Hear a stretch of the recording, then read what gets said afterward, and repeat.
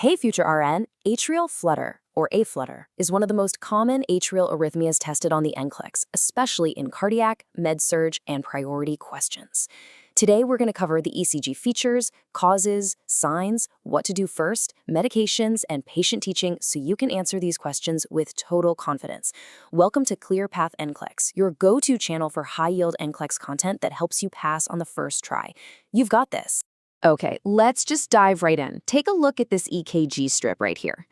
Do you see that really unique kind of repeating pattern between the big spikes? Yeah, those are what we call sawtooth waves. So, what are they? And what do they tell us about what's going on in the heart? That's exactly what we're going to break down today. So, before we can identify any specific rhythm, whether it's a flutter or something else, we absolutely need a simple, repeatable method for analysis. Trust me, having a consistent framework is going to be your best friend when you're looking at any EKG. And here is our toolkit. It's just 3 simple questions. First, are there normal P waves, or are we seeing something else, like those flutter waves? Second, look at the big spikes, the QRS complexes. Are they marching out regularly? And third, what's the one standout visual clue that just jumps out at you? This simple process will get you to the right answer almost every single time. Now, to spot what's abnormal, we first have to be absolute masters of what's normal. So let's do a super quick review of our essential baseline, normal sinus rhythm. This is the rhythm we compare everything else against. So what makes a rhythm normal sinus? It's simple. There's a P wave for every single QRS. The rhythm is regular, like a steady, predictable drumbeat, and the rate is somewhere between 60 and 100. This is our perfect reference point.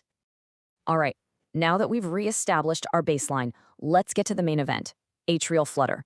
This rhythm has a very, very distinct visual signature that I promise you, once you see it, you will never forget it. So what's actually happening in the heart here? Well, A-flutter is caused by something called a re-entrance circuit in the atria. You can think of it like an electrical signal that's gotten itself stuck in a rapid, repeating loop. This makes the atria fire off at a really fast but regular rate, usually somewhere between 250 to 350 beats per minute, creating that unique pattern we see.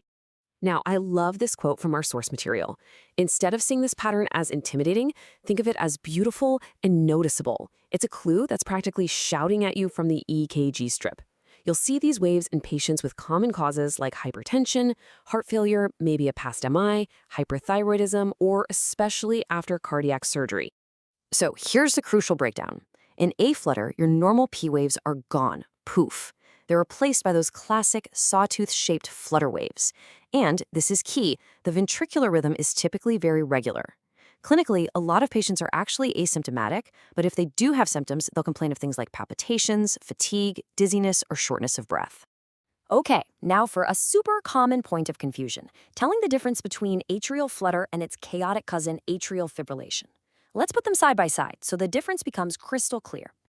This slide shows the first big difference. Just look at the baseline. On the left, a flutter has that organized, repeating sawtooth pattern. It's predictable. But on the right, AFib is just chaotic. There's no repeating pattern there at all. But this right here, this is the #1 giveaway. This is the rule that will save you on an exam. Atrial flutter is almost always regular. The R waves march out like soldiers.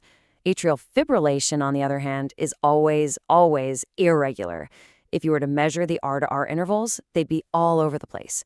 Regular versus irregular is your absolute key differentiator. And here it is, all on one slide. This is your cheat sheet. Do you see the pattern? Normal sinus and A-flutter are both regular rhythms, but A-flutter swaps out the P waves for sawtooth waves. AFib is the odd one out, no P waves and a totally irregular rhythm. Go ahead and screenshot this if you need to. It's a perfect summary. All right, theory is great, but practice is where it really counts.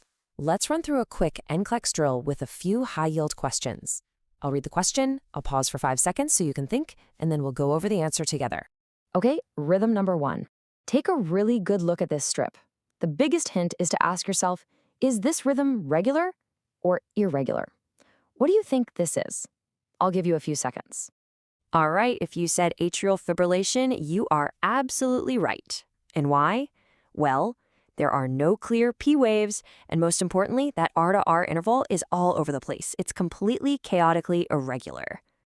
Okay, on to rhythm number 2. Now look closely at the baseline between those big spikes. Do you see those beautiful waves that we talked about? And is this one regular? Think about it. And the answer is atrial flutter. You can spot those classic sawtooth F waves, and just as important, that R to R interval is nice and regular. See the difference? Okay, last one. Rhythm number 3. Let's bring it all back to basics. Take a look. What are we looking at here? You got it. This is good old normal sinus rhythm. We have a perfect P wave right before every single QRS complex, and the rhythm is perfectly, beautifully regular. Great job. So if you only remember one thing about how to identify this rhythm, let it be this simple formula. Sawtooth waves plus a regular rhythm equals atrial flutter.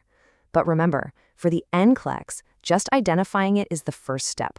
The two main treatment goals are controlling the rate and, most importantly, preventing a stroke. And this is exactly why stroke prevention is so critical. That pooling blood is just a setup for disaster, creating clots. This is why most of your patients with A-flutter will be on anticoagulants like warfarin or a DOAC like apixaban or rivaroxaban. Your patient teaching absolutely has to include bleeding precautions and knowing the signs of a stroke using the FAST acronym: face drooping, arm weakness, speech difficulty, and time to call 911. So you see this on the monitor. What do you do first? The NCLEX loves priority questions. Your priority nursing action is always to assess your patient first.